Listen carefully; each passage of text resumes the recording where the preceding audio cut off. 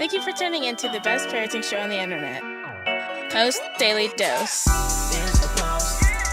It's the Post. It's the Post. The Post Daily Dose. It's the Post. It's the Post. It's the Post. The Post Daily Dose. It's the Post. It's the Post. Hey there, Post+Institute. This is Kristi, Saul, the co-founder, coming at you live with another episode of Post Daily Dose, the best little parenting show on the internet. I hope you guys are doing really well this evening. Wrapping up your work day, hopefully, and able to slide into your evening time with your family. So let's plug these books real quick. Brian's book, From Fear to Love. You can pick that up on promotion at feartolovebook.com. That's the best way to get it at discount. But we also have this book, The Great Behavior Breakdown. And on our website, you can get these two as a bundle. So that's an option. And then we have this incredible workbook. And I have 1,000. I thought it was 500. I forgot how many I had ordered. I have 1,000 copies that are going to be coming to my home tomorrow. Oh my gosh. My friend Frida Gordon from my hometown, beautiful Frida, is watching. How cool. Hey, Julie. So great to see you. So I have a couple of things I want to talk about. One, I just want to talk about, I'll tell you what, sometimes I get scared about what I do. Sometimes I get scared. In my coaching, I get scared that maybe I'm not going to have words of wisdom. I get scared. And then I remember that I don't always have to have all the answers. But then today has been extremely busy. Actually, this whole week has been really busy. And I realize how amazing this model is and how blessed I am to do what I do. Because I get to see the shift right before my eyes. I get to talk with parents who are stressed and fearful and worried, and I get to hear the struggle and hear the story, and I get to see the beautiful transformation of insight and hope shifting right before my very eyes. So for people who've done coaching with me, sometimes it gets a little bit random, or it may be a little spiritual, a little kind of hippy-dippy. You never know. You never know what's going to come out of the conversation. And today I was in a coaching call, and before we really even got started, I snapped a screenshot. And I told her, I said, I took a screenshot. And the reason I did is because we always see ourselves seeing ourselves, right? So when you look at yourself, you're looking at yourself in the mirror, or you're looking at yourself maybe taking a selfie, right? So you're always seeing yourself looking at yourself. But you don't get to see yourself all natural the way other people see you. But I get to do that. I get to see you all natural the way you know other people. Maybe your family, people in your life get to witness you in ways that you don't get to witness yourself. That for me too, I don't get to witness myself in my, as my child and her best friends say, in my natural habitat. And yet that is where you get to see some of the most beautiful characteristics of people. So that is why my statement in my topic tonight has to do with the blessing, having the blessing of getting to see beautiful aspects of people that they rarely even get to see in themselves. And so I got to, in one of my coaching calls today, I took a screenshot and I sent it to her, and I was like, look how cute you are. You're just so stinking cute. And she is adorable woman. And, just battling through old traumas and old wounds and having the courage and vulnerability to fall apart a little and being able to see the connection in the rawness that she experiences and the rawness that her child experiences. And so often we're mirroring one another in ways that we don't even realize. Like, we get so caught up in our own thoughts and our own worries and trying to figure out what the world's expectations are and how are we going to meet them, and all this stuff gets filtered in, that we don't always realize just how similar our internal experience is and our child's internal experience. And so it's a beautiful thing to get to watch how the awarenesses literally transform the countenance on a person's face. And that's when I know that we're moving in a direction that's going to be helpful and healing. So maybe you could give permission to people in your family to take like random non-posed pictures catching you in the moment, and you never know, you might be surprised at just how authentically beautiful you are. And I wanted to read the story to you guys. I want to show you this book, What Happened to You. It came in the mail today. I'm going to show you the picture again so you get a good look at it. It came in the mail today. My daughter ordered it as a gift for me. And we read it. It's a sweet, sweet, sweet book, and it's not a very long read, so we're going to have a little story time.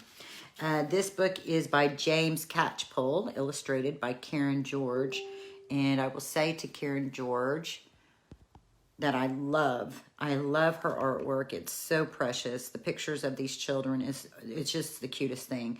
So, what happened to you?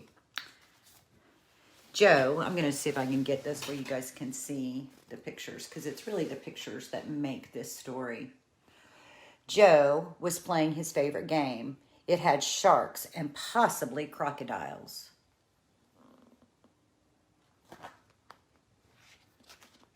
Not this time, Senor Sharkface. And here's another little girl, and she says, sharks were easy, or he says, sharks were easy compared to kids that Joe hadn't met yet. You've only got one leg, said a kid. Yep, said Joe, and you've just squashed my shark. What happened to you? Said the kid. But Joe didn't feel like telling that story, so he just said, what do you think? The kid didn't know what to do. She didn't know how to answer that. But another kid did. Did it fall off? No, said Joe. A third kid thought that was silly. Legs don't fall off, she said. Kid number 4 agreed. He asked, was it a burglar? Then kid 2 thought very hard and said, did it fall off in the toilet? And doesn't that just crack you up? Like, think about it. The toilet is kind of frightening to many children. And so in this story, for one person to say, did the leg fall off in the toilet? It's such the kind of thing that you can imagine a kid saying. No and no, said Joe. This is a trick, isn't it? You're hiding it, said kid 5. No, said Joe, and stop staring at my bottom. There were more questions. But where's your leg? Here. Which Joe did try to answer. But where's your other leg? What other leg? Though some of them, was it a lion? Were a bit silly. Was it 1,000 lions? Yes, said Joe. It was 1,000 lions. Really? Said the kids. No, shouted Joe. And look at Joe. Look at poor Joe.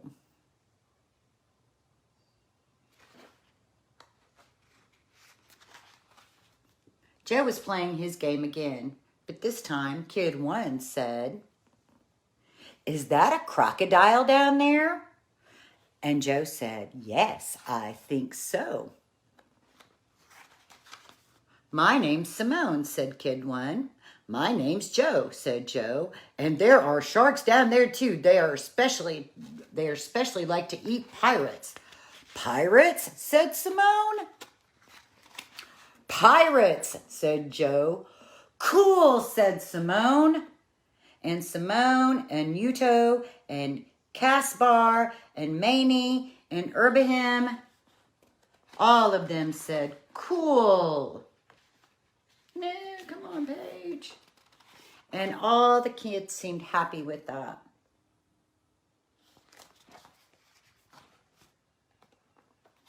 Later, Simone asked, do you ever get bored of that question about your leg that you don't have? What do you think? Said Joe. Simone did know the answer to that, but Joe had a question of his own. Do you still need to know what happened? No, said Simone. And Joe seemed happy with that. I love that story. I love that story so much. I love that story so much. It's so beautiful. It's so real and raw, and it's what lots of different people experience. You know, we've talked in these lives about anytime you're a quote-unquote outlier, anytime there's something in your life, whether it's your physical development, your cognitive development, your emotional development, whether you're the same color as people in your family or a different color, when we are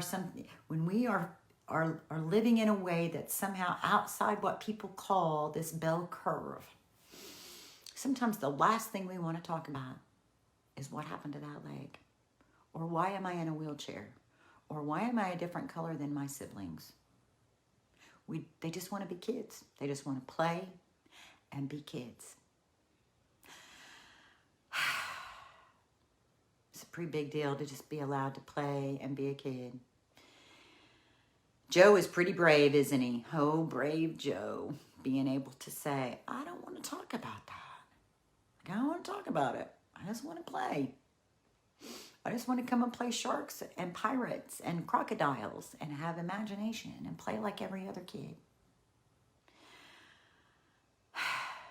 So, if you have not already done so today, you think about little Joe, and he just wants to play. He just wants to be loved. He wants to be included. He wants to be involved like every other kid. And your babies want that too. We all want that. We want to be seen and loved. So, anything you've been worried about today, anything you've been stressed out about today, anything you've been fussing about today, anything you've been anxious to teach today, put it all on pause. Everything. All those worried, anxious thoughts, all those really rapid ways that we be thinking and fretting and stressing, just push pause on all of it and trust that it's all going to work out. Take some deep breaths. Give yourself 5 to 10 minutes just to get your own self grounded,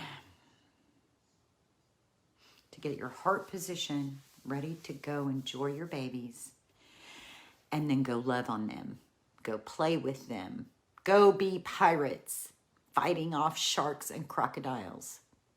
Be astronauts soaring to the moon. Let them take you into their world of imagination. It's okay. It's about surrender. When we just surrender about all of this adult world stuff, our little inside person is still there. She might need a little exercise to get used to it again, you know. Go spend time with your babies. Let the love you have for them shine from your eyes. Let them feel it from your body. The love that you have and the confidence that everything is going to work out. They need that from you. They don't need your fear. They don't need your anxiety. They need your love and that sense that, baby, we got this, and somehow it's all going to work out. Their favorite language is play. So depending on their age, might depend on, and I don't mean chronological age, I mean their emotional age. Depending on their emotional age will depend on what may be fun for you today and in this moment. Wrestle, play, blow on bellies, count toes, let them paint your fingernails, let them do your makeup, go outside, shoot some hoops, play some basketball, play some catch, go roll in the grass, lay down and watch the clouds go by and see the imagination created by the shapes that you see in the air. Watch the sun filter through the leaves and the trees. Flop in their bed and watch TV with them. Ask them what's going on in their phone life. Whatever it is that you know about your children, trust that and connect with them from that place of love. And remember, in any given moment, we can act out of our blueprints of stress and fear and overwhelm.